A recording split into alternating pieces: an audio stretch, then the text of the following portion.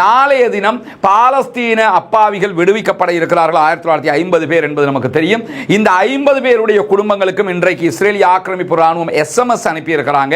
தொலைபேசி ஊடாக தொடர்பு கொண்டிருப்பதான செய்திகள் வெளியாகி இருக்கிறது. தொடர்பு கொண்டு என்ன சொல்லி இருக்கிறாங்கன்னா, நாளைக்கு உங்க ஆக்களை நாங்கள் விடுதலை பண்றோம், நீங்க யாரும் கொண்டாடக்கூடாது, அதை மகிழ்ச்சியை வெளிப்படுத்தக்கூடாது. இது ஒவ்வொரு முறையும் இப்படி கைதிகள் விடுவிக்கப்படுகிற நேரத்தில் எல்லாம் அவங்க கால் பண்ணி இதை சொல்லுவாங்க. ஏன்னா உங்களுக்கு விடுதலை பண்ணிட்டோம்ங்கிறதுக்காக சந்தோஷப்பட்டீங்கன்னா திரும்ப அரெஸ்ட் பண்ணுவோம்னு த்ரெட்டன் பண்ணுவாங்க. இந்த தடவையும் அதே வேலையை அவர்கள் செய்திருக்கிறார்கள் என்கிற செய்திகள் வெளியாகி கொண்டிருக்கக்கூடிய சூழல்ல காசாவினுடைய யுத்தத்தை முடிவுக்கு கொண்டு வரும் விதமாக நாளைய தினம் எகிப்தில் நடைபெறுகிற உச்சி மாநாட்டில் கலந்து கொள்வதற்காக அமெரிக்க அதிபர் டொனால்ட் ட்ரம்ப் வருகை தர இருக்கிறார். டொனால்ட் ட்ரம்போடு இணைந்து இன்னும் 20 நாடுகளைச் சேர்ந்த தலைவர்கள் பங்கெடுப்பார்கள் என்று தகவல்கள் வெளியாகி கொண்டிருக்கிறது. முதல் கட்டமாக இஸ்ரேலுக்கு போவார், இஸ்ரேலுடைய நெசட்ல உரையாற்றுவார், உரையாற்றியதற்கு பிறகு ஈஜிப்துக்கு வருவார். அதுல இந்த நிகழ்வுகள் நடைபெற இருக்கக்கூடிய நேரத்தில் இந்த மாநாட்டுக்கு ஈரானுடைய அரச தலைவரும் அழைக்கப்பட்டிருக்கிறார் என்கிற செய்திகள் வெளியாகி இருக்கிறது. நாளைய தினம் ஈரானுடைய ஜனாதிபதி போவாரா, ஸ்பெயினுடைய பிரதமர் போவாரா என்கிற கேள்விகளும் இருக்கிறது. நாளைக்கு என்ன நடக்கிறது என்பதை உடனுக்குடன் பிரேக்கிங் நியூஸாகவும் உங்களுக்கு தருவதற்கு நாம் காத்துக் கொண்டிருக்கக்கூடிய சூழல்ல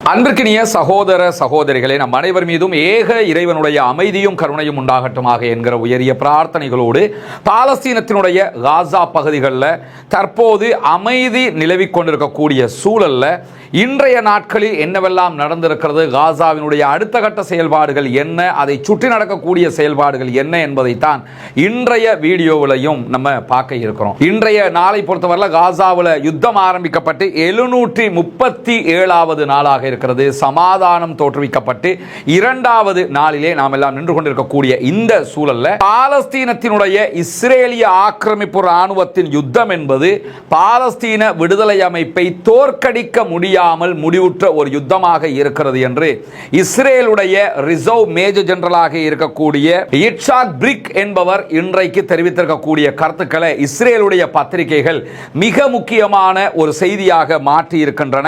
குறிப்பாக பாலஸ்தீன விடுதலை அமைப்பை முழுமையாக தோற்கடிக்கும் தன்னுடைய இலக்கை இஸ்ரேலிய பிரதமர் பெஞ்சமின் நெத்தன்யாகு அடையவில்லை.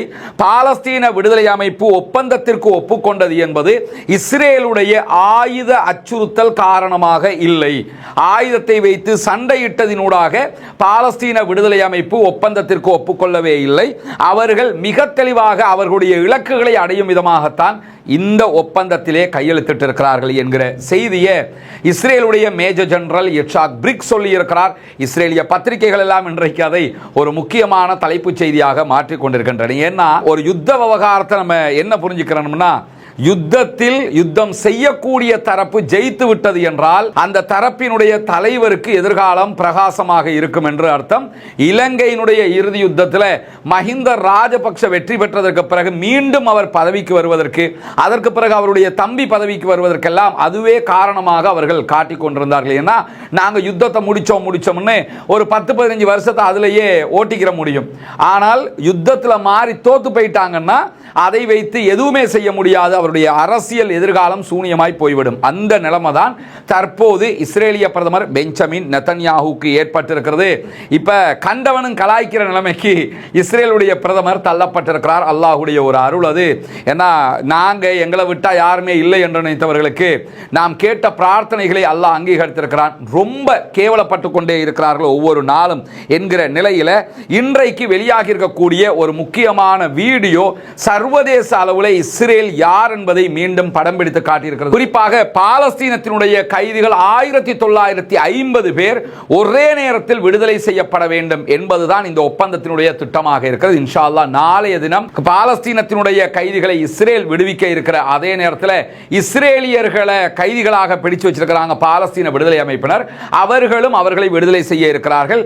பாலஸ்தீன விடுதலை அமைப்பினர் விடுதலை செய்த அடுத்த கணம் இஸ்ரேல் தன்னுடைய கையில் இருக்கக்கூடிய 1950 பேரை விடுதலை விடுதலை செய்யும். அதற்கான ஏற்பாடுகளை நாங்கள் செய்து கொண்டிருக்கிறோம் என்று சொல்லக்கூடிய இஸ்ரேலிய ஆக்கிரமிப்பு அரசாங்கம் இன்றைக்கு வெளியிட்டிருக்கக்கூடிய ஒரு வீடியோ தான் சர்வதேச அளவிலே மிக பெரும் சர்ச்சைக்குரியதாக மாறி இருக்கிறது. அந்த வீடியோவில் பாலஸ்தீன கைதிகள், கைது செய்யப்பட்டிருக்கக்கூடியவர்கள், விடுதலைக்கு தயாராக்கப்பட்டிருக்கக்கூடியவர்கள் மீண்டும் கண்கள் கட்டப்பட்ட நிலையில், அவர்களுடைய கைகள் பின்பக்கமாக கட்டப்பட்ட நிலையில் அவர்களுக்கு கொடுக்க முடியுமான துன்பங்கள் எல்லாம் கொடுத்து அழைத்து வரப்படுகிற காட்சிகள் பதிவு செய்யப்பட்டிருக்கு.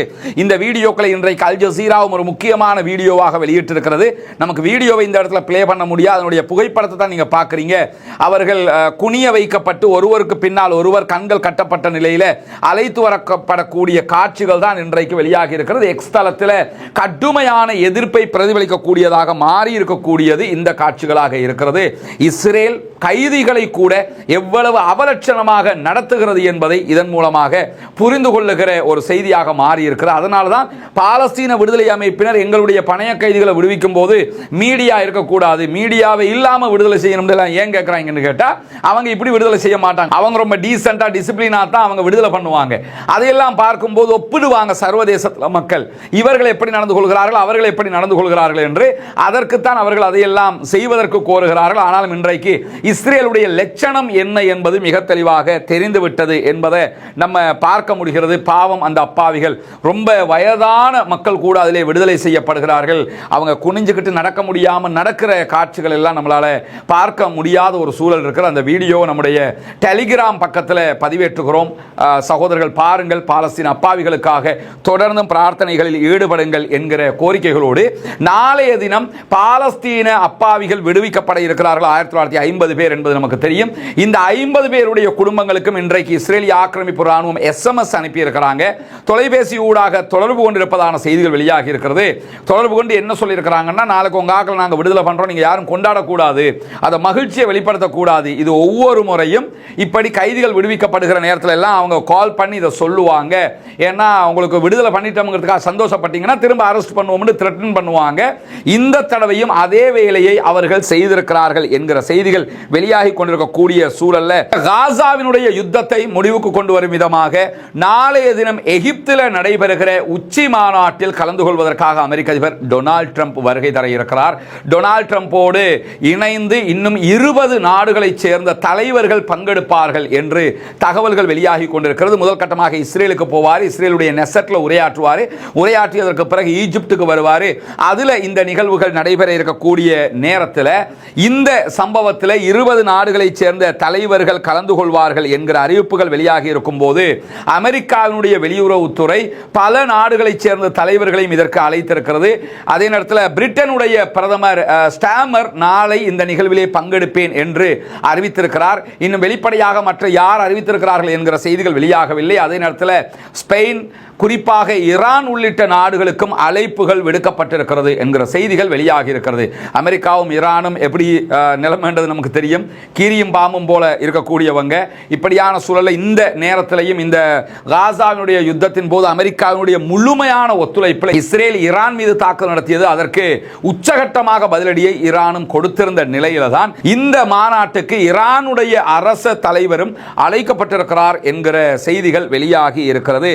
நாளைய தினம் ஈரானுடைய ஜனாதிபதி போவாரா, ஸ்பெயினுடைய பிரதமர் போவாரா என்கிற கேள்விகளும் இருக்கிறது. நாளைக்கு என்ன நடக்கிறது என்பதை உடனுக்குடன் பிரேக்கிங் நியூஸாகவும் உங்களுக்கு தருவதற்கு நாம் காத்துக் கொண்டிருக்கக்கூடிய சூழல்ல இஸ்ரேல்ல இந்த பணைய கைதிகள் விடுதலை தொடர்பான ஒரு மாபெரும் வெற்றி கொண்டாட்டம் நடைபெற்றிருந்தது. பல்லாயிரக்கணக்கான மக்கள் திரண்டிருந்த ஒரு வெற்றி கொண்டாட்டம் அது. அந்த வெற்றி கொண்டாட்டத்தில் அமெரிக்க அதிபர் டொனால்ட் ட்ரம்பினுடைய மகள் இவாங்கா ட்ரம்ப் கலந்து கொண்டிருந்தாங்க.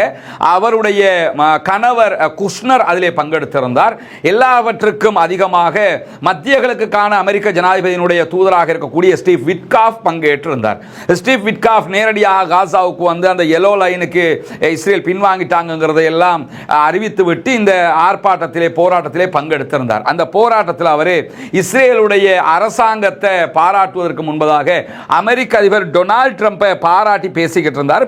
பாராட்டி பேசும்போது அங்க இருக்கக்கூடிய மக்கள் அத்தனை பேருமே ட்ரம்புக்கு வாழ்த்துக்களை தெரிவித்தார்கள். அதோடு ஒரு மிக மகிழ்ச்சிகரமான செய்தியாக கொண்டாடின. அதே நேரத்தில் அடுத்த கட்டமாக அமெரிக்க அதிபரை பாராட்டிவிட்டு இஸ்ரேலிய பிரதமர் பெஞ்சமின் நெதன்யாகுவினுடைய பெயரை சொல்லி பாராட்ட ஆரம்பிக்கும் போதே அங்கிருந்த மக்கள் அத்தனை பேருமே கடுமையாக கோபத்தை வெளிப்படுத்த ஆரம்பித்து விட்டார்கள்.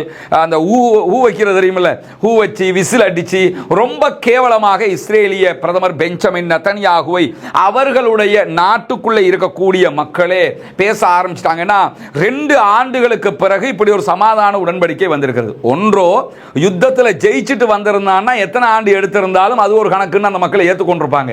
யுத்தத்தில் ஜெயிக்காம 2 வருஷத்துக்கு பிறகு சமாதான ஒப்பந்தம்னா இதை 2 மாசத்திலே பண்ணியிருந்தா காசாவும் அழிஞ்சிருக்காது, நம்முடைய நாடு அழிஞ்சிருக்காது, ஈரான்காரன் வந்து இங்க குண்டு போட்டுருக்கவும் தேவையில்லை, ஹூத்திகள் வந்து ஏவுகணை ஏவி இருக்கவும் தேவையில்லை. இவ்வளவையும் செஞ்சது பெஞ்சமின் நெதன்யாகு என்கிற காரணத்தினால நெதன்யாகு மேல உச்சகட்ட கடுப்புல இருக்கிறாங்க இஸ்ரேல்காரங்க என்கிறத அந்த ஆர்ப்பாட்டத்தின் மூலமாகவே உலகம் தெரிந்து கொள்ளுகிற அளவுக்கு நிலைமை மாறி இருக்கக்கூடிய சந்தர்ப்பத்தில் இன்றைக்கு வெளியாகி இருக்கக்கூடிய ஒரு முக்கியமான செய்தி என்னன்னா, நம்ம நேற்றைய தினமும் ஒரு தனி வீடியோவாக போட்டிருந்தோம். இந்த யாசர் அபு ஷபாப் என்கிறவனுடைய செய்தி. இவன் தான் இந்த யுத்தம் நடக்கிற காலத்தில் இஸ்ரேல்கிட்ட பயிற்சி எடுத்துக்கிட்டு ஒரு அரபு நாட்டில் இருந்து காசை எடுத்துக்கிட்டு மஹ்மூத் அப்பாஸினுடைய ஆதரவோடும் பாலஸ்தீன விடுதலை அமைப்புக்கு எதிராக தாக்குதல்களை நடத்தியது, வந்த உணவுப் பொருட்களை திருடிக்கிட்டு போனது, போதை மாத்திரைகளை கலந்து மக்களுக்கு மத்தியில் கொடுக்கிறதுக்கு முயற்சி பண்ணது, இந்த மாதிரி பல ஷைத்தானிய வேலைகளை செஞ்சது இவனும் இவனுடைய கூட்டமும். இந்த கூட்டத்துக்கு இப்ப கொடுக்கப்பட்டிருக்கக்கூடிய டாஸ்க் என்னன்னு கேட்டா, இஸ்ரேல்கிட்ட இருந்து எப்படியாவது ஒரு உள்நாட்டு யுத்தத்தை ஆரம்பிக்க வேண்டும். அதாவது பாலஸ்தீன விடுதலை அமைப்பை தாக்கணும், அதனூடாக இருதரப்பும் சண்டை பிடிக்கணும். உங்களுக்கு நாங்கள் ஆயுதம் தருவோம், காசு தருவோம், நீங்க காசாவை கண்ட்ரோல் பண்ணுகிற அளவுக்கு நீங்க வளரணும்.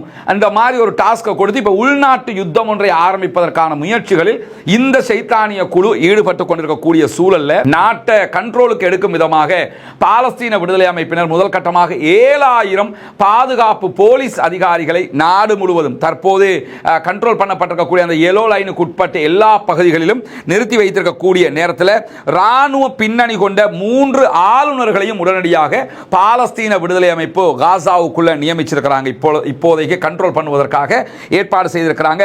இந்த 3 பேருமே பாலஸ்தீன விடுதலை அமைப்பினுடைய ராணுவ பிரிவுகளுக்கும் தலைமை தாங்கியவர்கள் என்கிற செய்திகள் வெளியாகி இருக்கிறது. காசாவினுடைய சஃப்ரா என்கிற பகுதிகளில் பாலஸ்தீன விடுதலை அமைப்பினுடைய சிறப்பு படைப்பிரிவை சேர்ந்த 2 சகோதரர்களை இந்த ஷைத்தானிய கும்பலை சேர்ந்தவர்கள் சுட்டுக் கொண்டிருக்கிறார்கள். அவர்கள் ஷஹீதாகி இருக்கிறார்கள். இந்த நிலையில சுட்டுக் கொண்டவர்கள் அத்தனை பேரையுமே உடனடியாக பாலஸ்தீன விடுதலை அமைப்பினுடைய உளவு பிரிவு தகவல்களை சேகரித்து கைது பண்ணி இருக்கிற அதே நேரத்தில் இந்த கொல்லப்பட்ட 2 சகோதரர்களுடைய ஒருவர் யாருன்னு கேட்டா பாலஸ்தீன விடுதலை அமைப்பினுடைய மூத்த தளபதியான இமாத் அகீல் என்கிறவருடைய மகனாக இருக்கிறார். இமாத் அகீல் அவங்க தற்போது பாலஸ்தீன விடுதலை அமைப்பின் உளவு பிரிவின் தளபதியாக செயல்பட்டு வருகிறார். அவருடைய மகனைத்தான் இந்த ஷைத்தானிய கும்பல் கொலை செய்திருக்கிறது. அவர் ஷஹீதாகி இருக்கிறார் என்கிற செய்திகளுக்கு மத்தியில் இன்றைய தினம் அதிரடி நடவடிக்கையாக பாலஸ்தீன விடுதலை அமைப்பை சேர்ந்தவர்கள் 330க்கு மேற்பட்ட இந்த மாதிரி நயவஞ்சக கூட்டத்தை இஸ்ரேல்கிட்ட காசை வாங்கிக்கிட்டு நாட்டை அழிக்கிற இந்த வேலையை செய்கிற துரோகி கும்பல்களை கைது செய்திருக்கிறார்கள். இதில் பல பேர் சரணடைஞ்சிருக்கிறாங்க என்கிற செய்திகளும் வெளியாகி இருக்கிறது. ஆயுதங்களோட ஒரே இடத்துல நின்றவங்களை தான் இவங்க தட்டி தூக்கி இருக்கிறாங்க உளவு தகவல்களை அடிப்படையாக கொண்டு. ஆனாலும் இன்றைக்கு உடனடியாக பாலஸ்தீன உள்துறை அமைச்சகம் வெளியிட்டிருக்கக்கூடிய அறிக்கைகளில் இவங்க அத்தனை பேருக்கும் பொது மன்னிப்பு வழங்குவதற்கான காலக்கெடு மீண்டும் அறிவிக்கப்பட்டிருக்கிறது. அதாவது திங்கட்கிழமை அதிகாலை முதலாக எதிர்வருகிற 19ஆம் தேதி வரைக்கும் இவர்கள் சரணடைவதற்கான பொது மன்னிப்பு காலமாக அறிவிக்கப்பட்டிருக்கிறது. இதற்குள்ள யாரெல்லாம் வந்து சரணடைகிறாங்களோ அவங்க அத்தனை பேருக்கும் பொது மன்னிப்பு வழங்கப்பட்டுவிடும். யாரெல்லாம் சரணடையலையோ அவங்க அத்தனை பேருக்கும் கைமாதான் என்பதை இன்றைக்கு பாலஸ்தீனம் வெளிப்படையாக அறிவித்திருக்கிறது. எனவே உள்நாட்டு யுத்தம் ஒன்றை தோற்றுவிப்பதற்கு இஸ்ரேலும் அதனுடைய நேச நாடுகளும் முயற்சி பண்றாங்க. அதை எப்படியாவது தடுத்து நிறுத்துவதற்கு பாலஸ்தீன விடுதலை அமைப்பினர் உரிய முயற்சிகளை செய்கிறார்கள். அல்லாஹ் தான் அந்த மக்களை பாதுகாக்க வேண்டும். ஏன்னா மிகப்பெரிய ஒரு யுத்தத்தை சந்திச்சு இப்பதான் முடிச்சிருக்கிறாங்க. அதுக்குள்ள இந்த மாதிரியான முனாஃபிக்கு கூட்டங்கள், அல்லாஹ்வுடைய தூதர் ஸல்லல்லாஹு அலைஹி வஸல்லம் அவங்க இருக்கும்போதே முனாஃபிக்குகள் இருந்த நிலையில இப்ப இருக்க மாட்டாங்களா? எனவே இந்த முனாஃபிக்குகள் தான் எதிரியை சந்திச்சிடலாங்க. எப்பயும் மனசில் வச்சுக்கிறங்க, எதிரியை நீங்கள் எதிர்கொள்வது மிக மிக சுலபம். துரோகியை எதிர்கொள்வது தான் கடினத்திலும் மிகப்பெரிய கடினமான காரியம். இப்பொழுது பாலஸ்தீன விடுதலை அமைப்புக்கு இருக்கக்கூடிய மிகப்பெரிய டாஸ்க் என்னன்னா இந்த துரோகிகளை எதிர்கொள்வது. ஏன்னா யுத்த நிறுத்தம் வந்துருச்சு, இவங்க உள்நாட்டுக்குள்ள ஒரு சண்டை உண்டாக்கி விட்டாங்கன்னா அது மிகப்பெரிய அழிவாக மாறிவிடும். காசாவினுடைய பாலஸ்தீன விடுதலை அமைப்புகள் 14 அமைப்புகளுடைய ஒற்றுமை தான் அவர்களுடைய பலமாக இருக்கிறது. அல்ஹம்துலில்லாஹ், அல்லாஹ் போதுமானவன். அவர்களை அல்லாஹ் பாதுகாக்க வேண்டும். உள்நாட்டு யுத்தம் ஒன்று தோற்றம் பெறாமல் இருக்கும் வகையில் இந்த ஷைத்தான்களை அடக்குகிற அந்த வாய்ப்புகளை அல்லாஹு தஆலா அவர்களுக்கு கொடுக்க வேண்டும் என்கிற இந்த செய்திகளோடு கடைசியாக ஒரு நகைச்சுவை இருக்கிறது, அதையும் நம்ம பார்த்துக்கிறணும். ஏன்னா இப்போ எல்லாம் காமெடியாக மாறிடுச்சு. பெஞ்சமின் நெத்தன்யாகு இஸ்ரேலிய பிரதமர் எப்படியாவது தன்னுடைய இமேஜை மேலே கொண்டு வர்றதுக்கு முயற்சி பண்ணுறாப்புல நிறைய ஊடகங்களை பயன்படுத்தி நான் ஜெயிச்சிட்டேன்னு சொல்ல பார்க்குறேன். ஜெயிச்சவன் தாண்டா ஜெயிச்சேன்னு சொல்லணும். தோற்று போனவன் ஜெயிச்சவன் சொன்னதுனால திரும்பவும் அந்த ஹிட்லருடைய கோயப்பல்ஸ் தத்துவம் எடுபடுமா? உலகத்துக்கு எதிரியும் பெஞ்சமின் நெத்தன்யாகு யாரு, என்ன நடந்திருக்கிறது என்பதெல்லாம். ஆனா அவர் இப்ப என்ன பண்றாருன்னு கேட்டா, எப்படியாவது தான் ஜெயிச்சிட்டேன் சொல்றதுக்காக அவருடைய ராணுவ தளபதி, இத்து போன தளபதி இருக்கிறாப்ல, அந்த தளபதியையும் பயன்படுத்தி நீங்களாம் சொல்லுங்க, நம்ம ஜெயிச்சிட்டோம் சொல்றா, நீ சொல்லு ஏய் நீ சொல்லு, இந்த மாதிரி சொல்லிக்கிட்டு இருக்கிறாங்க. அந்த அடிப்படையில் இன்னைக்கு இஸ்ரேலுடைய ராணுவ தளபதி இயால் ஜமீர், இந்த ஆள் தெரியுமில்ல, எப்படியாவது யுத்தத்தை நிறுத்துங்கடா, இனிமே யுத்தமே பண்ண முடியாதடா என்று சொன்னவர் அவர். ஆனா இன்னைக்கு வந்து என்ன சொல்றாருன்னு கேட்டா, மத்திய கிழக்கினுடைய ஃபேஸையே நாங்க மாத்தி இருக்கிறோம், அப்படி முகத்தையே நாங்க மாத்தி இருக்கிறோம், என்னமோ ஜெயிச்சு இவங்க சொன்ன அந்த கிரேட்டர் இஸ்ரேல் என்னொன்று வச்சிருக்கிறாங்க, அந்த மாதிரி கிரேட்டர் இஸ்ரேலுக்குரிய எல்லைகளை எல்லாம் கைப்பற்றி கிழிச்சு பெரிய வெற்றி அடைஞ்ச மாதிரியும் பாலஸ்தீன விடுதலை அமைப்பு அழிச்சு முடிச்ச மாதிரியும் வந்து என்ன சொல்றாருன்னா, மத்திய கிழக்கினுடைய அந்த ஃபேஸையே நாங்க மாத்தி இருக்கிறோம், வரலாற்றில் இப்படி ஒரு யுத்தத்தை யாருமே செய்யலதான். இப்படி எல்லா பக்கமும் சண்டை பிடிக்க போய் கிறுக்குத்தனமா அடி வாங்கி அத்தனை பேர்த்தையும் முட்டுப்பட்டு முகத்தை உடைச்சுக்கிட்டு கடைசியில் யாரோட மெயின் சண்டை பிடிச்சோமோ அவங்கள்ட்டே தோத்து போய் சமாதானம் வந்து நின்றது இருக்குல்ல. இஸ்ரேல் வரலாற்றில் மட்டுமில்லை, உலக வரலாற்றில் இப்படி ஒரு கேவலமான ஒரு தோல்வியை எந்த அரசாங்கமும் சந்திக்கவில்லை. இஸ்ரேலும் அமெரிக்காவும் சந்தித்ததை போல அதை சந்திச்சுட்டு இப்போ என்ன பண்றாங்கன்னு கேட்டால், இமேஜை தூக்கிக்கிறதுக்காக எதையாவது சொல்லுவோம், எப்படியாவது தங்களை வளர்த்துக்கிறோம் பார்க்குறாங்க. ஆனால் உலகத்துக்கே தெரியும் இந்த யுத்தத்தினுடைய நிலை என்ன, யார் ஜெயித்தார்கள் யார் தோற்றார்கள் என்பது.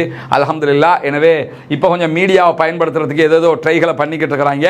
நாளைய தினம் ஒரு வீடியோ வெளியிட இருக்கிறோம், எப்படி இவங்க டிக்டாக்கை யூஸ் பண்றதுக்கான எவ்வளவு செலவுகளை பண்ணியிருக்கிறாங்க, இஸ்ரேல் தன்னுடைய இமேஜை தக்க வைக்கிறதுக்கு சமூக வலைதளங்களை எப்படி பயன்படுத்த போகிறது என்பதையும், அதனை நாம் எப்படி பயன்படுத்தினால் உண்மை செய்திகளை, குறிப்பாக காசா பற்றி மட்டுமில்லை, இஸ்லாத்தினுடைய செய்திகள் எது உண்மையாக இருக்கிறதோ அந்த செய்திகளை எப்படியெல்லாம் கொண்டு போய் சேர்க்கலாம் என்பதையும் நீங்க அந்த வீடியோவினூடாகவும் தெரிந்து கொள்ளலாம். இன்ஷா அல்லாஹ். பாலஸ்தீனம் வெற்றி பெற வேண்டும், பாலஸ்தீனம் சுதந்திரம் அடைய வேண்டும், பாலஸ்தீன மக்களும் நம்மை போன்ற நிம்மதியானவர்களாக மாற வேண்டும், வாழ வேண்டும் என்கிற உயரிய பிரார்த்தனைகளோடு பாலஸ்தீன அப்பாவிகளுக்காக தொடர்ந்தும் ஜனநாயக ரீதியாக குரல் எழுப்புவோமாக. பாலஸ்தீனம் சுதந்திர நாடாக மிளிரும் வரைக்கும் நம்முடைய பணியை தொடர்வோமாக. வாஹிர் தஅவானா அல்ஹம்துலில்லாஹி ரப்பில் ஆலமீன்.